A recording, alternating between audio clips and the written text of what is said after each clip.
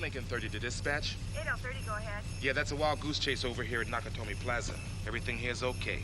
Over. But nobody has no guts to know. Let it snow. Die Hard est-il le plus européen des films d'action américains? Let it snow, let it snow.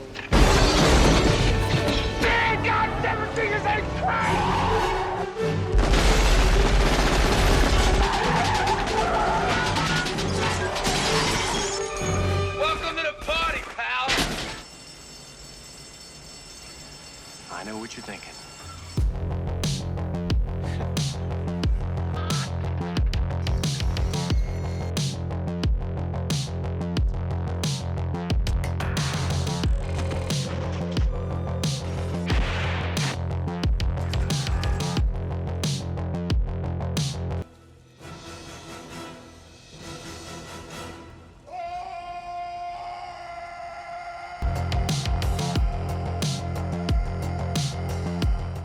Sorti sur les écrans en 1988, Die Hard est devenu un classique du cinéma d'action. Un film qui fit l'effet d'un grand coup de pied dans le derrière à une époque où le genre tournait sérieusement en rond et qui a installé Bruce Willis en star du cinéma d'action en même temps qu'il consacrait John McTiernan en cinéaste majeur à Hollywood. Au départ, il y a le roman Nothing Lasts Forever de Roderick Thorpe, paru en 1979, dans lequel un retraité de la police de New York, venu passer les fêtes de Noël à Los Angeles auprès de sa fille, affronte un groupe de terroristes ayant pris d'assaut l'immeuble où travaille cette dernière. Le livre est la suite de The Detective, polar adapté en 1968 avec Frank Sinatra dans le rôle principal.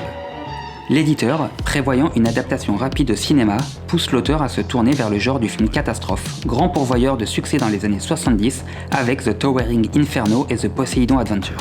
Adaptation qui ne parvient cependant pas à se concrétiser, jusqu'en 1987 lorsque les producteurs Lawrence Gordon et Joel Silver récupèrent le projet. À cette époque, Gordon et Silver sortent tout juste du succès de Predator et sont les instigateurs de plusieurs succès ayant façonné le cinéma d'action des années 80. Ils engagent le scénariste Jeb Stewart pour adapter le roman. Désormais âgé de 72 ans, Sinatra ne peut pas reprendre son rôle dans un film d'action où il affronterait une dizaine de terroristes armés jusqu'aux dents. Son personnage devient alors John McClane, policier de New York qui rejoint sa femme et ses enfants à Los Angeles pour passer Noël en famille. Pour la réalisation, Joel Silver pense à John McTiernan qui a dirigé Predator l'année précédente. Mais le réalisateur refuse le projet à 3 reprises car il n'aime pas le scénario, considérant qu'il n'y a rien d'amusant dans une histoire de terroristes. You know, they'd sent me a script that was about terrorists. Some terrorists take a building, and I hated it. And I turned it down 3 times. Face à l'insistance du producteur, McTiernan finit par accepter, à condition de revoir le scénario pour en faire un film plus joyeux. Les terroristes du scénario original deviennent donc des cambrioleurs qui se font passer pour des terroristes. Joel Silver engage alors le scénariste Steven E. de Souza pour les réécritures du scénario de Jeb Stewart. Concernant le casting, le choix de l'acteur pour interpréter John McClane fut un casse-tête. Le film est en effet proposé à Sylvester Stallone et Arnold Schwarzenegger, qui le refusent tous les deux. D'autres acteurs en vogue à l'époque ont également été approchés, comme Richard Gere, James Caan ou Burt Reynolds, mais aucun n'accepte d'endosser le Marcel de McClane. À 2 semaines du début des prises de vue, la Fox se tourne par défaut vers Bruce Willis, qui se trouve alors sous contrat. Acteur principal de la série Moonlighting, Willis sort de l'expérience Blind Date, film dont il était tête d'affiche et qui fut un échec cuisant au box-office. Ne souhaitant pas vendre le film sur le nom de son héros, la Fox va plutôt mettre en avant son aspect film catastrophe en misant sur un visuel emprunté à The Towering Inferno. À la grande surprise du studio, Die Hard devient l'un des plus grands succès de l'année, rapportant 141 millions de dollars dans le monde pour un budget de tout juste 20 millions. La Fox et Joel Silver vont immédiatement vouloir surfer sur le succès du film, développant une suite, Die Hard 2, réalisée par Renny Harlin, avant que le producteur Andrew Vajna ne récupère les droits dans les années 90 et produise Die Hard with a Vengeance avec le retour de John McTiernan. Une rumeur circule selon laquelle il existerait un Die Hard 4 et un Die Hard 5, mais nous ne sommes pas allés vérifier. Enfin, de nombreux Die Hard-like vont émerger entre la fin des années 80 et le début des années 90, recopiant la formule sans jamais arriver ne serait-ce qu'à l'orteil du film original. Car Die Hard tient pour ainsi dire du miracle cinématographique. Sur le papier, le film a en effet tous les ingrédients pour n'être qu'un sous Schwarzy ou un sous Stallone. Pourquoi donc le film a-t-il véritablement réinventé le genre? La réponse tient en un nom. C'est sous son impulsion que le film va passer d'une histoire de terroriste à une histoire de braqueur. Qu'il va tronquer son ton sérieux pour une atmosphère plus joyeuse, le réalisateur affirmant dans chaque interview sur le film qu'il a cherché à injecter de la joie à cette histoire. C'est également lui qui est à l'origine de la caractérisation de McClane, à l'opposé des standards du film d'action de l'époque. Car John McClane est un homme de la classe moyenne.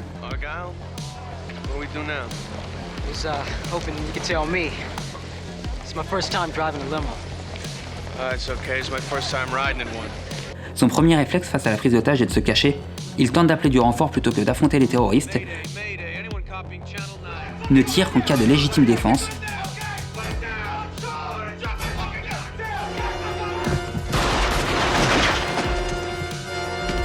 il se blesse et souffre, manie une ironie mordante 9 million terrorists in the world, and I gotta kill one with feet smaller than my sister. et surtout, il a peur de mourir. Nous sommes bien loin du stéréotype du héros d'action développé dans les années 80. Right? Wrong. Mais là où le réalisateur va révolutionner le genre, c'est dans l'approche de sa mise en scène et l'utilisation de sa caméra comme narrateur de l'histoire. À une époque où le cinéma d'action se caractérisait par une mise en scène académique, faite de champ contre champ fixes hérités de la télévision, McTiernan bouscule les codes avec une caméra en mouvement servant de narrateur à l'histoire, qui appuie les réflexes et émotions des personnages. Où les panoramiques sont privilégiés aux inserts pour donner des informations aux spectateurs, où la caméra permet de repérer les personnages dans l'espace,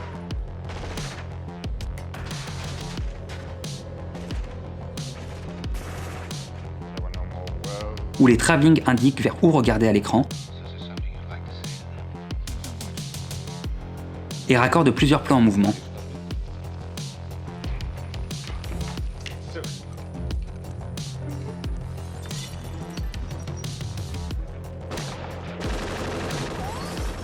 Contrairement à la norme habituelle où un plan fixe succédait à un plan en mouvement.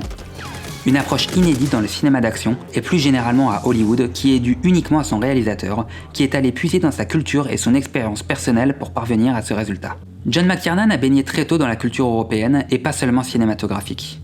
En effet, McTiernan intègre la prestigieuse école Juilliard à New York en 1970, un conservatoire de musique et des arts du spectacle. Sa formation se concentre sur deux tendances du théâtre moderne. La tendance intellectuelle et didactique de Bertolt Brecht et la tendance libre, viscérale d'Antonin Artaud. Soit un auteur allemand et un auteur français. Lors de ces mêmes études, il s'enferme dans une salle de cinéma pour regarder en boucle La Nuit américaine de François Truffaut. La vision en boucle du film lui permet de décortiquer plan par plan le long métrage du réalisateur français et de se poser des questions sur le découpage du film. Pourquoi ce plan à cet instant? Pourquoi est-ce ce plan qui suit? Etc. Ainsi, le cinéaste se met à intégrer le langage cinématographique et commence à germer l'un des principaux éléments du cinéma de McTiernan. Il pense ses films à travers sa mise en scène, et sa caméra doit devenir le narrateur du film, ce qui irrigue un film comme Die Hard.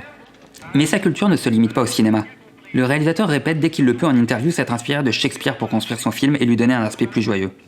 Mon idée était donc de transformer Die Hard en comédie shakespearienne. Et la pièce de Shakespeare qui me semblait la plus adéquate était A Midsummer Night's Dream. Un festival se déroule sur une nuit, un événement magique arrive, les amoureux sont séparés, la société est totalement chamboulée et les princes sont transformés en idiots, tandis que les idiots sont transformés en princes. Au petit matin, la société reprend ses droits et les véritables amoureux sont enfin réunis, donc le monde va un tout petit peu mieux que la veille. Shakespeare a écrit quelques histoires de la sorte, mais c'est cette pièce qui collait le mieux au scénario que Joel Silver m'a donné, donc je m'en suis servi pour construire Die Hard sur ce modèle narratif. On retrouve bien la structure de Die Hard dans la pièce de Shakespeare.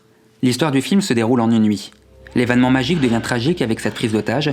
McClane et Holly sont séparés pendant les 3/4 du film avant d'être réunis à la fin de l'histoire. McClane et Powell, pris de haut par la hiérarchie de la police, deviennent les héros de l'histoire. Powell, has it occurred to you he could be one of the terrorists pulling your chain? Tout comme Argyle, le chauffeur de limousine. Les cadres de la police sont quant à eux présentés comme ridicules et dépassés par la situation. Gonna need some more FBI guys, I guess. Pendant qu'Ellis, le cadre arrogant de Nakatomi, comme un cocaïnomane et irrespectueux patenté. I negotiate $1 million deals for breakfast. I think I can handle this Euro trash. I told you. En plus de ces éléments qui constituent la structure de l'histoire du film, McTiernan va instiller ça et là de petits passages humoristiques au milieu de séquences sérieuses. Ainsi, le réalisateur installe de l'ironie dans son film, permettant au spectateur de sourire tout en prenant cette histoire au sérieux. This is Agent Johnson. No, the other one.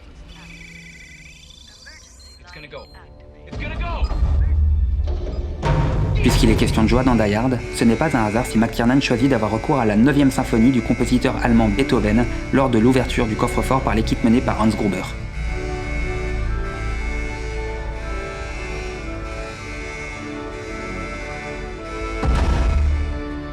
Symphonie dont le réalisateur a, par la suite, appris justement qu'elle s'appelait l'hymne à la joie. Merry Christmas. Mais c'est bien dans sa mise en scène que l'on va retrouver les plus grosses influences européennes du film. En premier lieu, dans le choix de Jan de Bont comme directeur de la photographie. Avant d'être le réalisateur de Speed, le néerlandais était le directeur de la photographie principale du réalisateur Paul Verhoeven, puisqu'on le retrouve sur ses premiers films. Jan de Bont y utilise en effet ses éclairages pour souligner l'état d'esprit du personnage, et indiquer au spectateur vers quel élément du cadre se focaliser.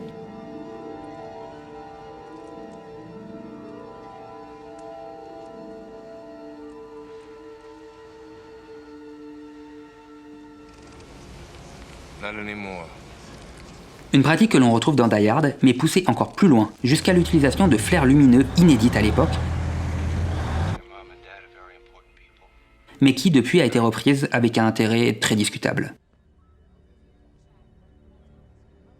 Une mise en scène qui s'inspire de techniques issues du cinéma européen qui ont grandement influencé John McTiernan.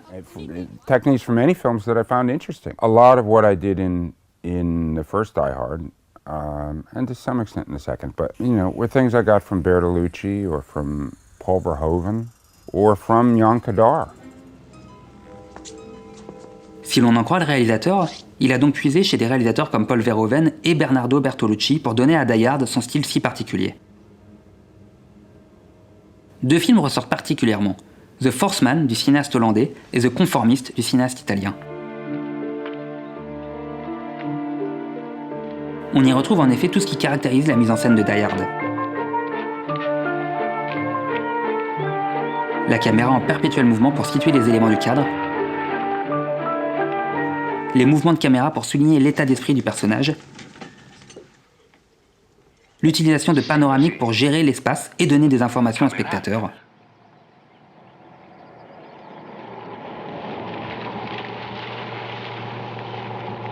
le raccord de deux plans en mouvement,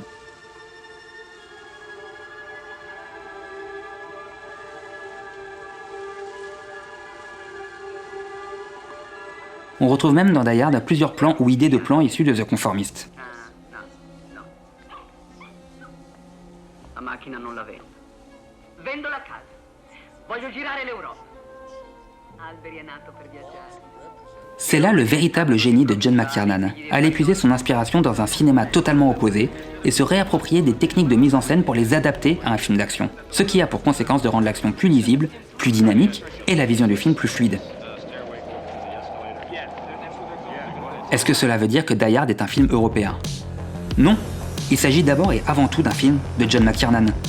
Car McTiernan est bien celui qui va transformer en profondeur un script basique de film d'action bourrin en une référence du genre, maintes fois copié mais jamais égalé.